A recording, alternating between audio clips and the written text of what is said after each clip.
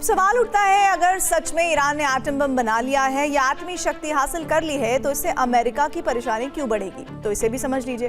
दरअसल अगर ऐसा होता है तो फिर अरब का पूरा समीकरण बदल जाएगा। अरब देशों में एटमी हथियारों की रेस तेज हो जाएगी।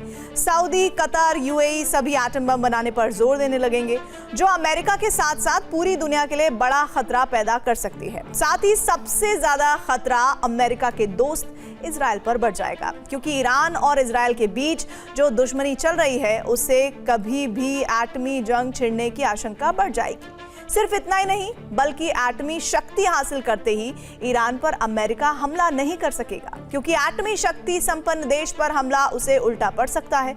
वहीं खाड़ी में अमेरिका का वर्चस्व कम हो जाएगा और ईरान, जो अरब का खलीफा बनना चाहता है, एटमी शक्ति हासिल करते ही उसकी राहें आसान हो जाएंगी। यही वजह है कि ट्रंप ईरान को एटमी शक्ति किसी भी कीमत पर नहीं बनने देना चाहते।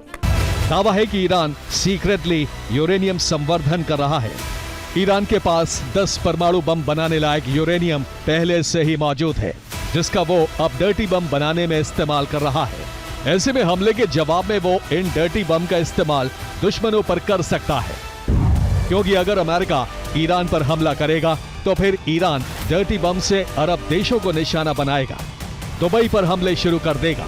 यूएई के कई इलाके ईरानी हमले में तबाह हो जाएंगे और फिर इस जंग का विस्तार पूरे अरब के साथ साथ पूरी दुनिया को अपनी इज्जत में ले लेगा।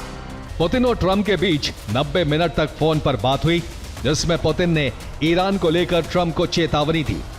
कहा, ईरान युद्ध फिर से शुरू हुआ तो विनाशक परिणाम होंगे। ईरान में ग्राउंड ऑपरेशन के गंभीर नतीजे होंगे।